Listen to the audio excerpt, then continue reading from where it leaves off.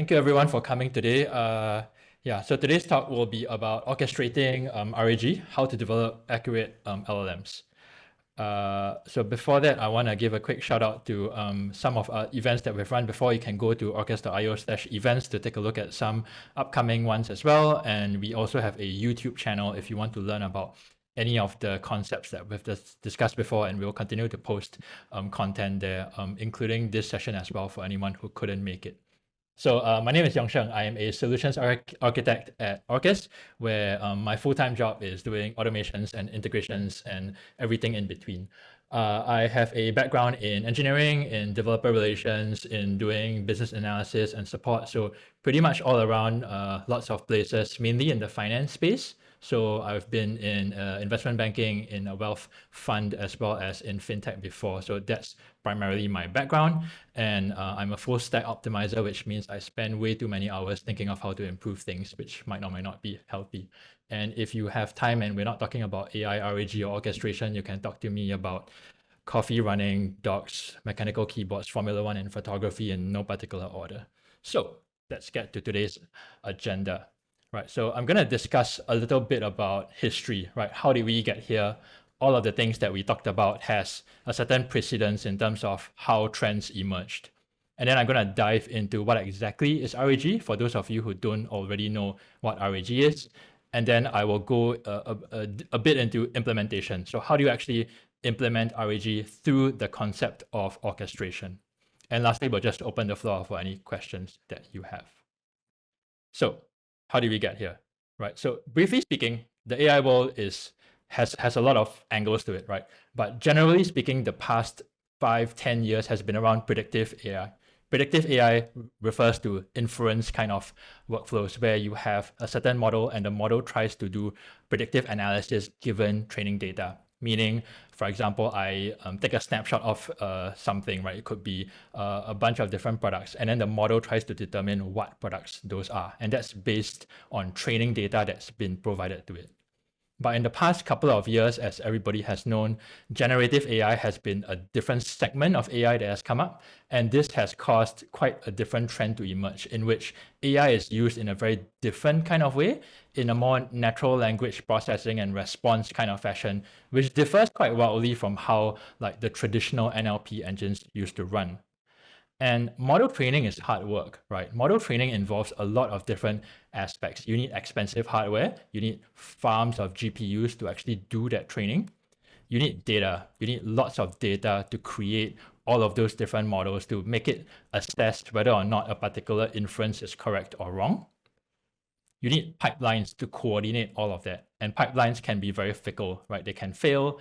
Some things might need to be rerun depending on how the model training went. So there are a lot of different possibilities that go into the way that model training works. And obviously you need expertise. So you need trained like machine learning engineers. You need people who understand how these pipelines work. You need people who understand how to optimize hardware at a sub-second level in order to make model training successful.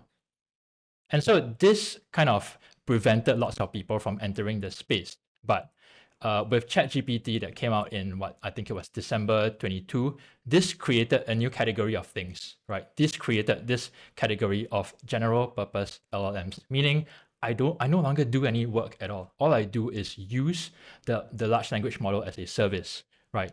And to consumers, this was great. It means suddenly I had Siri that was like super intelligent, right? I could use this to query anything that I wanted to, and it will give me like a very, very intelligent answer.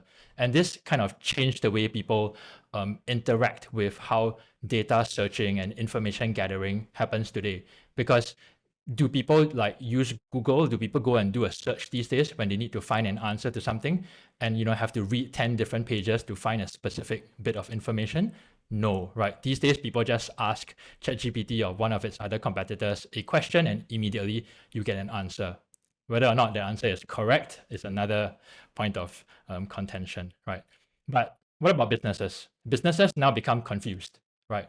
Everybody is saying, we need to AI. What does that mean? Nobody knows, right? Everyone's trying to inject something, do something to do with AI because, the government has grants, because AI sounds sexy, because all of these things enable consumers to flock to you, whether or not you actually do any real AI of it. And you can see how this can be quite funny, right? So in this case, this is just Amazon trying to inject a random LLM into like their search. And so this is like a product page for like a LED strip or something. And you could just ask this guy any question that a generic ChatGPT would respond, and it will actually give you the response. So this is one example of just injecting AI wherever you think it could be beneficial, but without actually understanding how people might use or abuse the system that you create. And so what actually changes with the rise of these general purpose LLMs? So in short, this kind of workflow that you need to do doesn't actually change. So you still need to do the data prep, the feature store, the actual model development, machine learning, training, tuning, storage, and serving. Nothing actually changes, right? And to illustrate the sheer complexity of having this effort run, this is old data based on GPT-3 when OpenAI still published it, right? It cost $1.4 million with using around 300 to 600 A100 servers. These are huge, expensive farms, and it took 25,000 card days to actually do that. So the effort required in terms of hardware, data, pipelines, expertise, all of this remain. None of that actually changes, right? It's just someone else does it. And you as a consumer benefit from that process, or you as a business can pay for something to be used as a SaaS model instead of having to run all of these complex workloads yourself, right? And this has created what I like to call democratization of AI, right? The accessibility of AI becomes so easy that you can just use it and experiment with it at very, very minimal and marginal cost. And so everything is just an API call away. So you treat the AI interaction really as any other API, like any other service that you use today, like ordering food, right? It's the same. And they've gone one level up as well, because now AIs have plugins. You can now have AIs call APIs. So they now have access to data without having to train the model, right? So with all this in mind, as a business, people actually care about like different things, right? Like all of these different things still exist today. And this doesn't quite gel with how the AI model as a service for consumers work today, right? Businesses want low capex. Fine, I don't have to buy a server farm, right? But now I can use it as a service. It needs to be domain relevant. So this part is why we're here today. This part is difficult to do because I don't want to have to train a model by hand to give it domain relevant to my business. It needs to be secure, right? I don't want to feed my data to OpenAI. Why do I want to do that? This is sensitive data, transactional data for my customers, right? These are all private data sets that should not go to a third party. And with that, I also want low overhead, right? Businesses are stingy. We don't want to have high maintenance costs. We don't want to pay people to have to keep training models in order to have operational workflows, run on a day-to-day basis. And every single interaction from my customers to my services needs to be auditable. I need to know what happens. I need to know why that customer was served that piece of information last week, right? And the adaptability of this becomes a key concern when like the economy moves so fast, right? Maybe, I don't know, Trump becomes president and then things change very fast. And so you need to be able to adapt to these situations quickly. Do you really want to spend your time doing model training, right? Is that something that's part of your competitive advantage? Not necessarily, unless you're an AI company, right? And then people want it to be deterministic to a certain extent, which is a bit counterintuitive because the whole idea of AI and LLMs is that it is non-deterministic in nature. It's meant to be generative, and every single response you get might be different, and that's kind of the point of it. And the last point is, with all this in mind, how do we get to market quickly? Everyone wants to sprinkle AI everywhere, but no one really knows how to get about doing it. And these days, people who have AI in their experience in their CVs tend to command pretty high salaries because of the fact that demand is so high. So let's cue into this RAG concept, right? So RAG is kind of the answer to this because RAG tries to blend general purpose LLMs with private data, and that's where the magic happens. So if you're not already familiar with RAG, I'll give a quick introduction. It stands for Retrieval-Augmented Generation, which is a mouthful. But essentially what it means is that you take any LLM that you want and you can change the LLM, and then you couple it together with a set of private data, right? But how do you do that? So it's a two-step process. The first step is this process called indexing. So obviously you have data. you need to get data from somewhere. So this could be websites. It could be your private document repository. It could be any data source that you have, as long as you can extract that data or documents somehow. The next step is this process. There's a whole science behind this word called chunking. Chunking refers to transforming your data from its original format into little bits and pieces of information. So if you have an entire article worth of content, you should break it up. And the method of breaking it up could differ context by context. So obviously the simplest way is to break it up by paragraph or sentence. But it could also be context specific, meaning maybe this particular chunk relates to financial domain. This particular chunk relates to a technical domain. And so there are different ways for you to chunk that data, which we won't get into today because there's a whole science behind it. There are lots of ways to do it. We'll keep that in mind. And so the idea is just breaking it up. Once you have chunked that data, it then gets transformed into what's called embeddings. So embeddings is like the AI keyword for one particular vector of information. And then that particular embedding then gets stored into a special kind of database called a vector database, and specifically in an index for you to be able to search it. So this is an iterative process, meaning as your data set changes, you continue to do this on an ongoing basis, right? And once you have that data kind of built up in an index, you move on to part two. Part two is where you actually serve that data. Right, so the old world of interacting with an LLM was basically ask an LLM a question, LLM response. So in the RAG world, what you do is you ask your index first. So you use what's called an embedding model, which is what your original index was transformed by. And then that gives the index a way to return relevant chunks of information to that query. Once your index returns those chunks of information then gets injected into your LLM query as context. So you tell your LLM, based on this context, and I'm giving you, 10 different chunks of data that I fetch from my index. Answer the question just based on this, and don't use your model training to do that. So it will use its inference capabilities to determine what's the answer to that, but now it has background specific to your task, right? And this background is not something that the model was trained with. So this gives you like a couple of benefits of doing that. One is you obviously minimize inaccuracies because now you don't use data that's built into the model. You feed it actual data from transactions, from knowledge bases, from all of the different institutional knowledge that you've collected over the years as part of your own business or organization. And because you can keep iterating on this without changing the model, it always has access to latest information. You're in full control over what the latest information is, depending on how quickly you refresh your index or how quickly you supply new documents into your vector database index. The third point is obviously that it's cost-effective and scalable and flexible because you have now effectively decoupled model training away from data relevancy. It's two completely separate things, and you can change the model whenever you want to. You can change the index whenever you want to. It's two things that work together but are not coupled. So you have the ability to independently change out things or scale things or move indexes into different places if you wanted it to.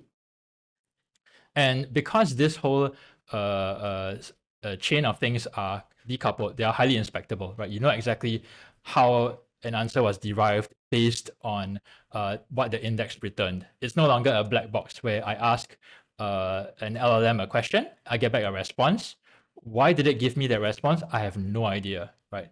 LLMs are meant to be that. So it's deterministic to a certain extent, but you still have the ability to format responses or give intelligent interpretations of data based on chunks of information that you provided. So it's a lot more accurate, but deterministic in that way. So enough talk about conceptually doing it, right? So how do we get about doing this? You need a couple of ingredients. One, you need a model provider, obviously. This could be OpenAI, this could be Microsoft, this could be anybody on the street. You need an LLM model. So this is the latest guy on the street, GPT-4o mini that came out yesterday, I think. So the cheapest thing that you can get today, that's like they claim as intelligent as the 4o model, but a lot cheaper. I don't know how true. I haven't tested it. In fact, we'll probably do that today to just see how it goes. Then you need an embedding model. So this guy is the guy that transforms your text, your little chunks into the actual vector embeddings. And so all of the model providers typically have some implementation of models. So text embedding 3 small is something that OpenAI provides. And then you need a vector database. So Pinecone is quite popular. Today we're going to use Pinecone. There's also Weaviate. MongoDB also has their own vector database, and a lot of database providers are also launching their own variations of vector databases. And lastly, of course, the private set. So all your documents, your websites, whatever private data that you have. Once you have these ingredients, you need a process, right? You need a method to build the index. So the step 1, as I mentioned earlier, and then you need a method of getting the queries and serving the results. So that's conceptually how you would build RAG, right? Not very rocket sciencey. It's quite easy to understand. And so there obviously are 1,001 ways to kind of like build that, right? And why can't my video be loaded? Let's try that again. This was a recording of using what's called Llama Edge, which uses this thing called WASM that builds an on-premise kind of model. So it's a quick kind of me running through how to actually build it manually. And there are a couple of steps involved in like doing this whole thing. So you can see I needed to download the model, which is like downloading at the top right corner. It's like 5 gigabytes worth of one model. And then I needed to like build a Docker image. I needed to build the actual interpreter, the API layer. And then after all of that does it blends it together, and then it kills my CPU trying to like crawl through the whole thing. So this was basically a quick attempt at trying to see how it would how quickly I could get a manual RAG process running. And this took me a good half an hour to 1 hour like to kind of get this running. The point I'm trying to drive across is that there are 1,001 ways to do this. This is one way to do it, but because there typically is a spectrum of how you get it done. One is this method in which everything is abstracted for you, right? The models and everything are all done for you. The way in which the API calls to the model are done for you. Therefore, as a developer, you have very little control over like how this works. It does work, but a lot of that feature set is hidden from you. And so if you wanted to actually configure it or tweak it to your specific environment, it's quite difficult unless you actually know how to like build the underlying layer. So in this case, you might need to know C++, you might need to know the WASM concept that is used to build the WebAssembly behind this. And so the other way that we want to advocate for you to build RAG is obviously to use orchestration as a concept to do that. So if you don't already know what orchestration is, it's just a way for you to build workflows. And how you do that is taking away the code aspect of it and not entirely destroying it, but making it coordinatable by a separate platform. So an orchestration layer, all it does is coordinate all the different things that happen. And when you do this and build any flow with it, everything becomes transparent, inspectable, and you have the means to actually look at what's happening in real time. So let's go ahead and have a look at what that looks like. So I'm just going to go into my orchestration layer here, which is the Orkes platform. Let me try to make this larger for you. So we're going to introduce a couple of concepts here.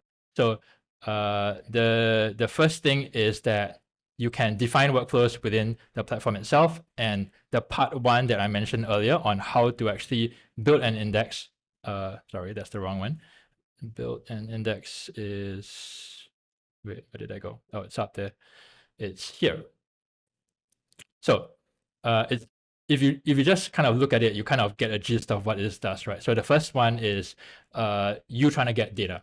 So in this case, I'm going to this website called Financial Modeling Prep, which gives you access to financial reports. So people who report earnings to SEC and so on. So they provide you with an entire feed of all the different news articles.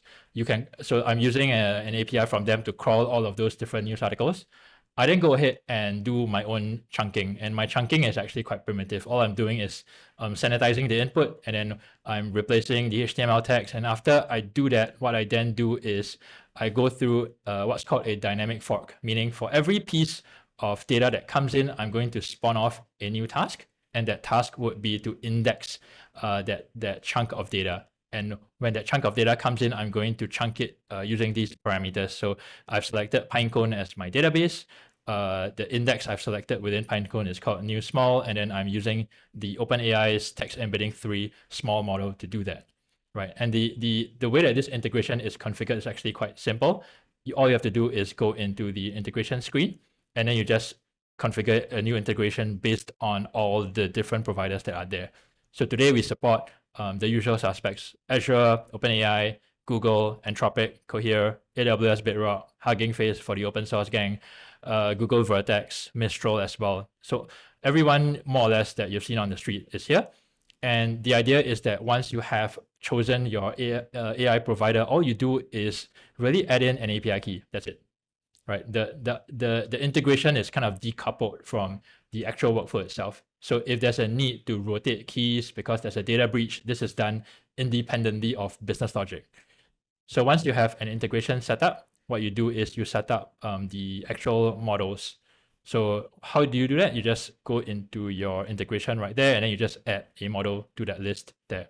So in this case, I have added GPT-4o, I've added Mini recently, and then the text embedding model, as well as the older 3.5. Right, so far I've talked about integrations only. Within the workflow itself, what I then do is, if I go to the search, so part 2, you've seen part 1 already, right? So part 2 is basically this. It's like super simple. You search the index, and then after you get the results from the index, you just pass it to the LLM to fill the text complete portion. The index search would just reuse the same parameters. So I'm using OpenAI, I'm using the same text embedding model, and then from here I'm passing the user's query into the index itself. And this guy would return me a number of relevant chunks of information, which I then pass into my LLM, right? And what am I passing into the LLM? My prompt is quite simple. So if I go into my prompt configuration, all I'm adding is this. I'm just saying, answer the question based on the context provided. This is the context. This is the question. And I'm like trying to format the output. So provide the answer without repeating the question or mentioning the context. So it's a pretty simple prompt, right? The only difference is that I have variable injection. So these variables get injected in real time, right? So when I actually use the prompt in one of my workflows, like in the search workflow right there, where did it go? It's below. What you'll see is that I've selected my prompt that I created there, and then I'm saying, okay, the question comes from the workflow's input based on that user's query, and then the context comes from the output of my index search. So pretty simple to understand in that regard, right? So let's kind of see how this looks like in real life. So I'm gonna go into my indexer, and I can just like run this now. So this gives me back, I believe, 20. Yeah, I've limited it to like 20 articles per call, right? So I'm gonna take 20 calls, transform it, fork it to index all of them at once, and then I'm gonna loop over the whole thing like 30 times, right? So I'm just gonna run this, and you can see what happens in real time. Hopefully this passes. So you see that the first few iterations have already kind of completed. So where are we at? We are at, I think, yeah. So like it's looped 3 times already, and then each time it's doing a dynamic fork. So I can expand that to let you see what that looks like. So if I zoom out a little, this is kind of what's happening behind the scenes. It's a bit hard to see because there are like 20 things happening at the same time, but effectively grab the data, transform it, like zoom out 20 times, all the indexing is happening simultaneously, and then loop through the entire thing like 30 times. So if I go to like my Pinecone index, where that's being served out from, you can see like the index is literally being built as we speak. So this new small index, and my namespace currently has how many? 5,025. And then as this guy continues execution, and collapse that now. What iteration are we on? We're on 30.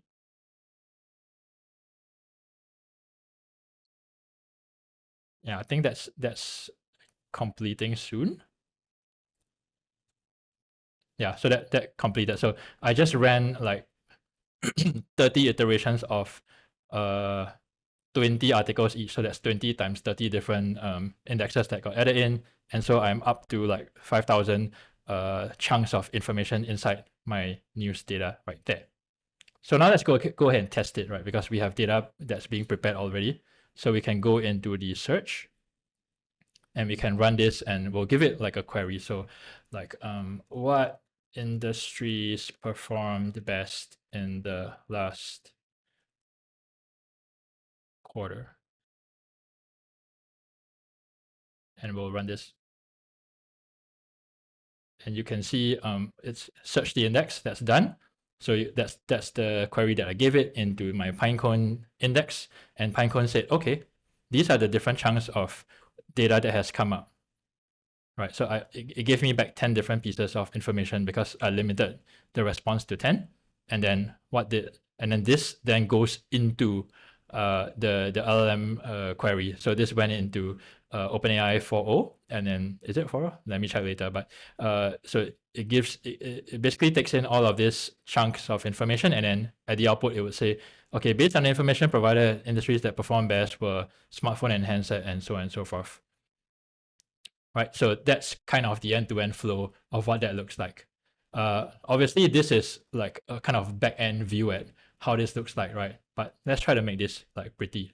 So what you do is normally you just build a front end over the entire thing. So let me just show you what that looks like. All right, so first is we'll need something to call this. And this workflow here, the search workflow, is just any piece of API call. So you could use any backend in any language that you want. I've done it in Java just to simplify things. And what we have here is basically an SDK that basically allows you to execute any workflow that you want. So you just pass in the input and then you can just execute the output. So I'll just keep that running for now. And then for front end, we'll write a simple React app. And what the React app will do is when it gets something that's keyed in a text field, it then goes on to fire a query. And what the query does is it goes to that backend that I'm starting up right now, and it's going to fetch that particular endpoint based on the user's input and provide an output right there. So this guy is running. I'm going to start the front end as well. So it's running, and then I can go up and have a look at what that looks like. So it looks like this. And so I'm just gonna like type in anything. In fact, I'll just use this. So list top 5 companies by recently reported results. So I'll hit ask. And then this basically does the same thing as what I did earlier, which is to take that piece of information, go through the index, and then respond. So it gives you back all of this information, which is exactly what has happened right there. And the benefit of this is that unlike a typical backend API call, I don't have to crawl like my backend logs to find out, oh, what actually happened, because I have that same piece of data within my orchestration layer. So all of the executions trigger one entry right here, and I can go in and see like, oh, what was the input that was provided by the user? So that's the query that came in. And then at this particular juncture, what went into the search index, what did the search index respond with, what was provided to the LLM, what did the LLM respond with, and I can even introspect like the timeline. Okay, it took 700 milliseconds to search the index, but the LLM took 5 seconds to respond. So you can even see the breakdown of the entire process of doing that. And so earlier I mentioned like adaptability. So how do you actually change with the times, right? So right now we have a complete implementation end-to-end from the model to the model training to the orchestration bit to the front end to the back end.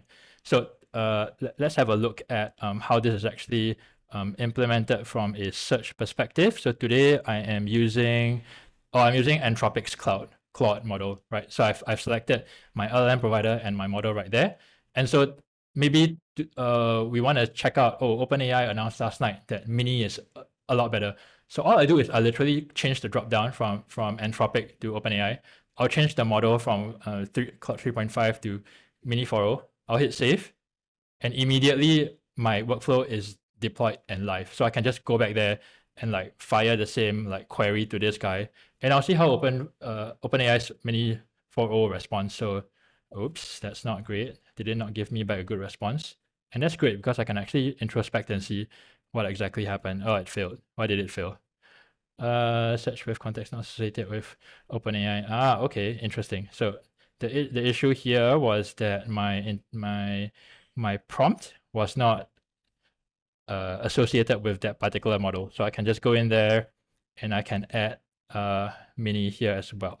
So this just enables a particular model for my prompt, right? So I'll save that, and then I'll run that again. This time it should work, I think. Yeah, there you go. So you can see like between different models very quickly, right? The exact same query generates a very different kind of response just based on how the models take the same bits of data, and you can actually like validate that the index actually returns you the same set of data, because given the same query, it should give you back the same set of data because there's no LLM involved there. It's just an embedding model. But just by changing the inputs to the LLM search, in this case, changing the provider as well as the model, you can very quickly test what are the different responses that you get, the different styles. And this is all decoupled from the actual logic of building the index or the logic of actually interpreting all of the different entries that you get from that index in the model itself. So if you need to very quickly validate which model performs best given a certain situation, what you can do is basically chain in a couple of different LLM text complete tasks, assign them each different models, different providers, and then maybe have a human kind of validate, okay, which is the kind of style that we expect. And then you can tweak your prompt to, based on the response that you get, because different models react differently to different styles of prompts. Maybe some expect you to define the response a bit better. So maybe in this case, if you prefer Claude's style, which is I give you a bit more context on the response, then you will need to do a bit of prompt engineering from the OpenAI side, because 4.0 Mini gives you a slightly different style of response.